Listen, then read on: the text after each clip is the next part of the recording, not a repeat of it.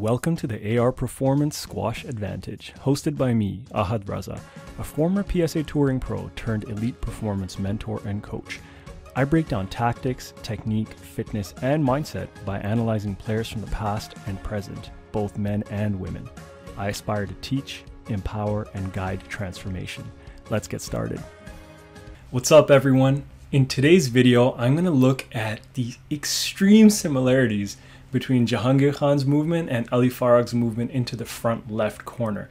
Now, this is only one of several ways that both players move into the front corners, but I thought this is really cool because you can see how similar they actually are. Then we're also going to break down some technical items.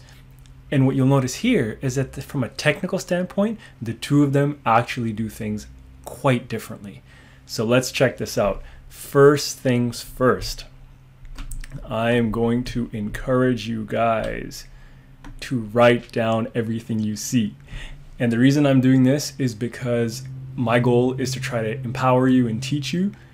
I don't want to fish for you. I want to teach you guys how to fish. So by writing things down, when I show you the clips first in real time and then at 50% slow motion, I'm hoping that you can start picking things up based on all of the analyses that we've done together so far.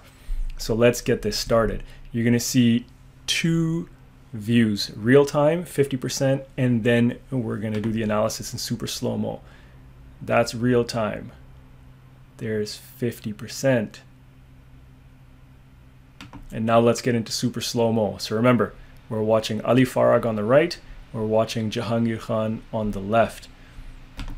First thing we see, both of them take that split step, both of their feet are in the air right there.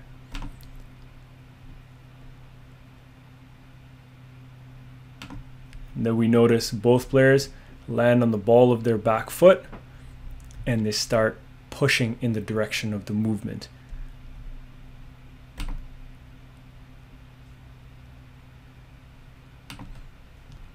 After the right foot plants first with the split, the left foot comes down in the case of both players. Now these movements are quite similar, but they're slightly different because Jahangir is under significantly more pressure than Farag is. But let's see, you're going to continue to see how this plays out here.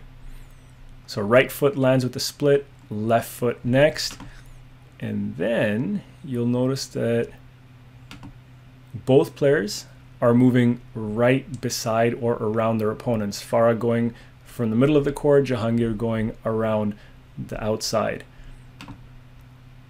And then you notice that both players end up planting their right foot and then their left foot lands in essentially the same spot, and they do this mini shuffle so that they can adjust their footwork so they can land closed stance in the front court.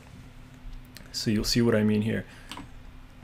So there's a little shuffle, left foot comes down, and then the explosive lunge begins from there so that they can reach forward with the right leg. And what you'll notice that both players have the deep lunge on their right leg being forward. The back foot is at the angle to give you that toe drag. But Jahangir's hand is up in the air. Farag's hand is on the ground. That makes a big difference in terms of balance, stability, and how quickly you can come out of it. And then we see a couple of things here. So Farag is already recovering. Jahangir is still down. But there are a couple of reasons why. Number one, like I said, Farag put that hand down, but he's also not under that much pressure. He started off here and he covered about that much distance. Jahangir started off around here and he covered that much distance, but you can see how much further up in the court Jahangir is compared to Farag, and he's under significantly more pressure. So it's natural when you're under more pressure that it's that much harder to come out. And then that extra hand plant by Farag makes a big difference with the recovery as well. And see Farag is coming out, and just to see kind of speed of movement there, Farag's foot touched down. On the recovery, Jahangir's back foot is still in the air, just to show you kind of the differences in the speed of recovery. And then Farag is on his way back. And Jahangir is still kind of stuck in that front corner. And for that reason, he gets punished a little bit more. So before I get into the racket technique and shot selection stuff, I want to show you a little bit of that again, but without the pauses. So if we come all the way back over here, I'm going to let this play. So you see the players are moving, and here you see that shuffle I was talking about. There's that shuffle where that left foot, it's a right left, and then the explosive lunge. Both players have the back foot drag. One has the hand for support, one doesn't. And then you can see the difference in the recovery because of the support and the extra pressure. So now let's move to the racket technique and shot selection. So what we're going to see here is the following.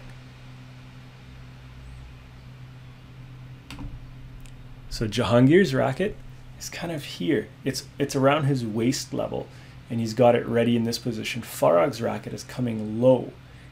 And the reason is that Farag is automatically just going for the safer shot, which is the counter drop. And we all know how Farag uses his forearm and wrist to kind of snap that ball. So he has the opportunity to snap it. Several elements come into play here. The heavier racket, so Jahangir's racket is probably 1.5 times as heavy as Farag's racket. So being able to get there and do that snap with the forearm and the wrist combo is much more difficult for Jahangir. He's also under quite a bit of pressure, so his options are a little bit more limited. So let's check this out. So you see the difference in the racket prep. And like I said, Farag's low prep sets him up for a nice counter drop. And his goal is to glue that ball to the side wall in this position and then get ready to hunt the next one. Jahangir's got this slightly higher backswing. And like I said, this is probably due to the equipment. There is a benefit to having this more set backswing because you can hit multiple shots from this position. It adds a ton of deception. But the thing is that when you are under a significant amount of pressure, starting from here is actually a disadvantage. So we're going to see that in a minute. So Farag goes straight in, and this is where the disadvantage comes. Because Jahangir is starting a little bit higher, he then has to drop his racket to get under the ball. And when you're under pressure, just the time it takes to start from here and then drop can actually eliminate your options and put you under even more pressure. So now you see Jahangir dropping his racket head. Farag is already nice and low. Again, I'm just showing how much further forward Jahangir is in the court. He did start a bit further on the tee, further up on the tee as well. But you can see that he's under quite a bit of pressure given that stretch that he's in. Now, because he started here, it took time to come here. And then the only choice he really had, given how stretched out he was to get his racket in front. So if I take the ball out here, you can see that the angle that's being created is naturally going there. So I think my camera's flipped. So imagine that this is my forehand and I'm coming in and I'm reaching and I'm getting the ball here. The only choice I have is to hit the ball to the right side of the court. And that's what ends up happening. Whereas Farag is able to start low and just come with a straight racket face and push that ball onto that front wall. And there's the push from Farag, and Jahangir basically puts this ball cross court. And like I said, from a tactical perspective, Farag is trying to keep this ball as tight to the sidewall as possible to then squeeze an error out of Paul Cole. Jahangir, I'm not sure exactly what shot he was going for, maybe a cross court drop. When you're under that much pressure, it's really hard to lob and really put power on the ball. The best shot when you're under that much pressure is to play a counter drop. But he went cross. Jahangir is going and jumping on that ball right away, and then in this rally Jahangir ends up doing a diagonal to the back right corner, whereas in Farag's case he plays that counter drop, he can recover to the tee, and then Paul Cole doesn't have that many choices because the ball is tight to the side wall. So we can just see how Jahangir is now going to have to turn.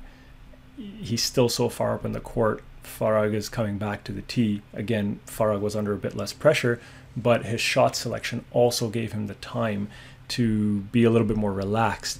Jahangir cannot be relaxed because he's exposed himself and the entire court is open for Jahangir. And there you see Jahangir jump on that ball nice and early, smash it down the wall. Jahangir is going to be doing a diagonal. And just because I know the clip, Paul Cole puts a counter drop in, and then Farag goes in again for that shot. So there you have it. I think you guys saw the similarity in the movement pattern. They both did that little shuffle to then land on a closed stance. Jahangir was under more pressure, so it's not an apples to apples comparison. You notice that he did not put his hand on the ground, whereas Farag did put his hand on the ground. The pressure, the hand on the ground, all of those things will determine how quickly you can also come out of the shot, as well as your shot options. You notice that their racket prep also differed. Jahangir, if he played that straight counter drop, he could have gone in with the lower racket face, but I think he was coming in a little bit more set and then came under the ball, which kind of threw him off in my opinion. Farag went in without trying to be deceptive, but just put that ball back on the front wall and go for the next shot. Obviously we're watching old videos, so it might be that Jahangir was under so much pressure that he literally couldn't have even maneuvered his wrist to put that ball straight, and the only thing he could do was get under that ball, which is why he played that shot. It's tough to say from the camera angle and kind of the graininess of the footage, because it is over 30 years old now. But the key point I wanted to make is that their movement is almost identical. Their racket prep was a bit different because of their shot options that they were giving themselves, and possibly because of equipment, because of the difference in weight of the rackets, as well as the amount of pressure that the different players were under. So lots of things to consider when you're thinking about your own shot selection and your shot choices, as well as your movement going into the court. I hope you found a lot of value in this program. If you like the videos, please subscribe, give it the thumbs up, share the videos, comment. My hope is to create a donation page soon so that I can actually spend more time creating these videos for you. Maybe we'll even get to the point where I'm creating a video a day for you, as long as I can get some support to make that a reality. So anything you can offer will help as soon as that is up and ready. If you have any information and experience about how to set that all up, I'd love to hear from you. You can guide me through the process. Have a wonderful day, and I will see you in the next video.